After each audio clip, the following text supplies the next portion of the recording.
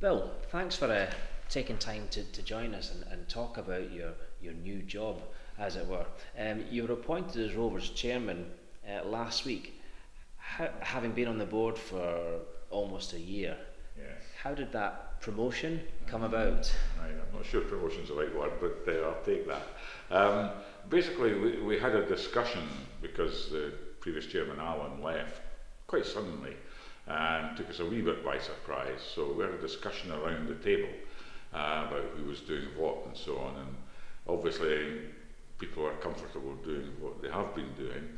And eventually it ended up with the finger pointing at me and being asked, would I do the job? And I'm pleased to do the job, very pleased to do it. Good, good. And welcome to the job formally on behalf of RaithTV. Thanks. Obviously, you're not just the chairman, you're also a director. Mainly though, you're also a Rovers supporter. Just give me a brief history of your Rovers supporting career. First game, favourite player. Right. Well, I think my first game is so long ago that I can't remember it. What I do remember was my father, who was under manager at the Francis Colliery for a lot of years, bringing me along to every home game, and we used to stand on the railway stand just below where the little pie stand was at that time. And I've got great memories of that, and watching great games against the likes of Aberdeen and so on, and winning them. So that was great. Favourite players, well, that depends. I've got one or two.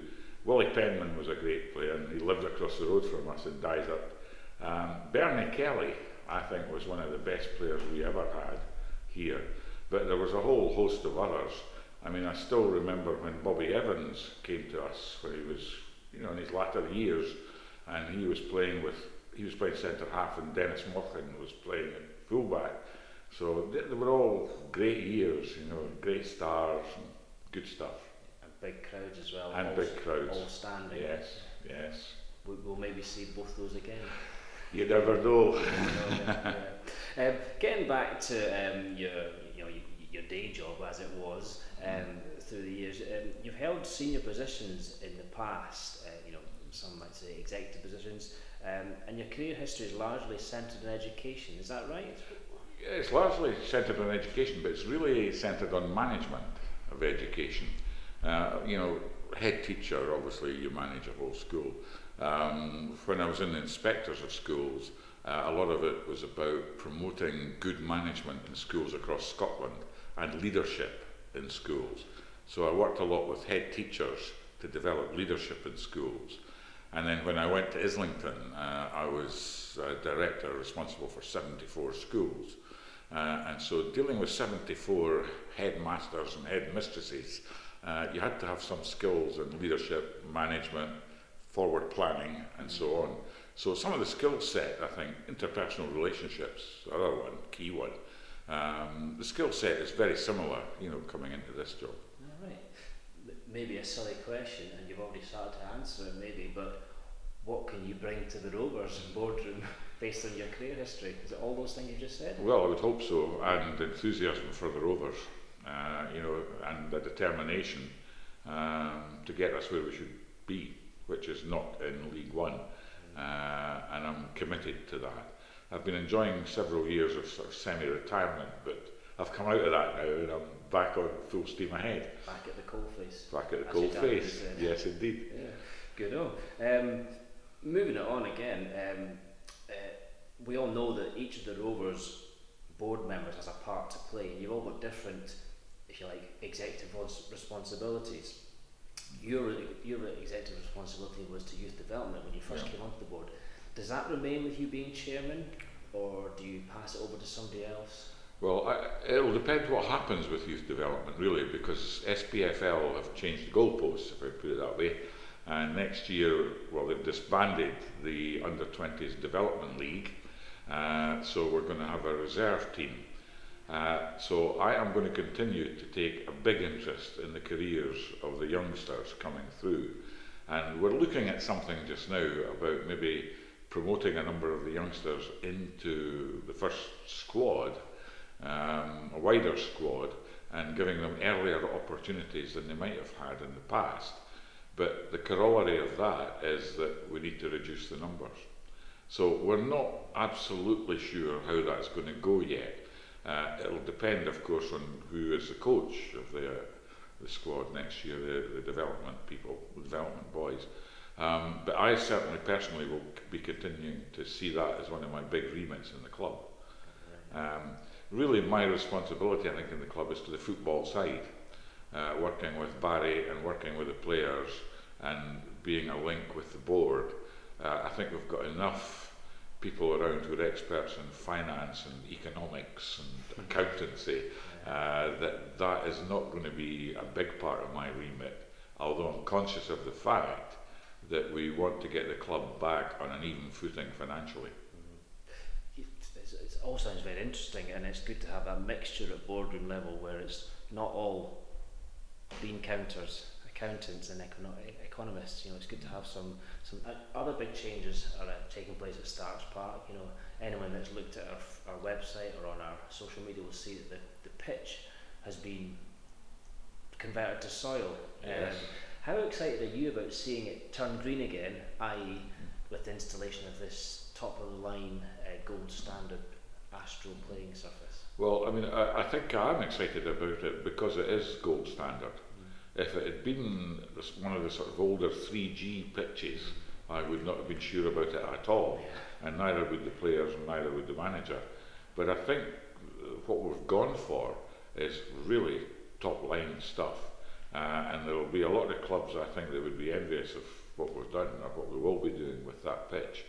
And the truth is, if you'd looked closely at the grass pitch, it was deteriorating at a rate of knots and was going to cost an awful lot to upgrade again.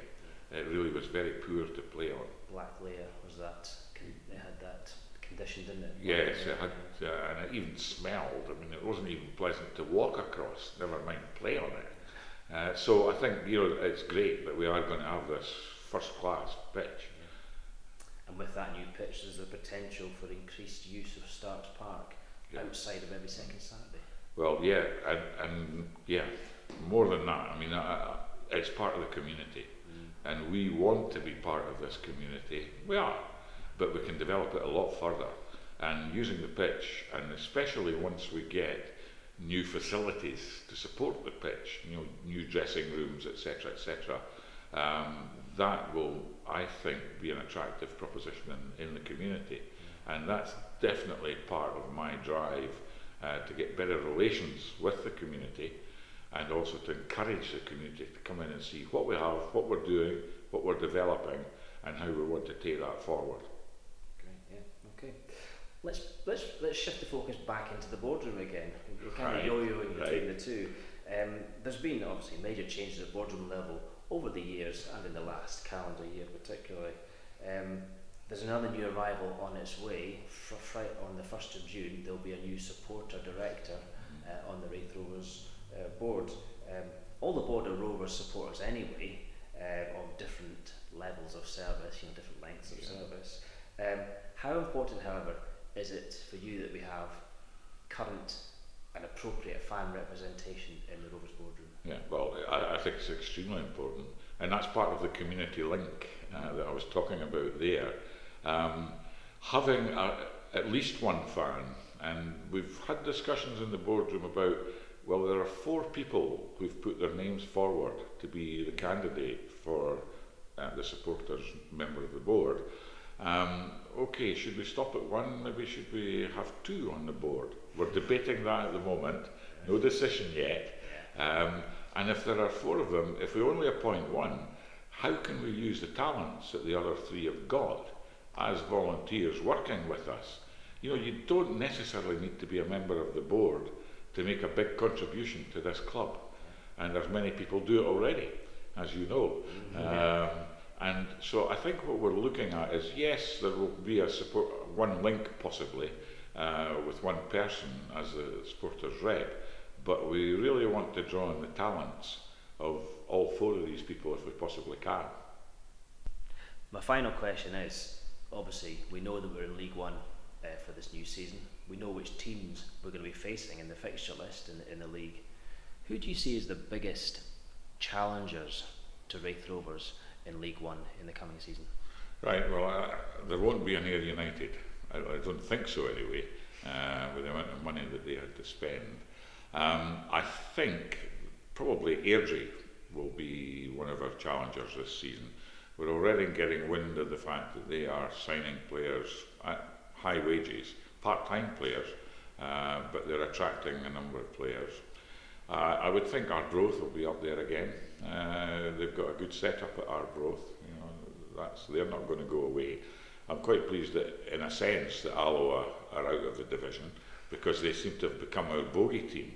They weren't in the past, but they seem to have become that in recent years. So I would say probably Airdrie, Arbroath would be the two that I'd be looking to make sure we end up above them. And if we do, we'll end up above everybody else. That's the plan, Bill. I hope it all comes to fruition. Thanks for your time and good luck. Okay, thanks very much indeed. Cheers. Cheers.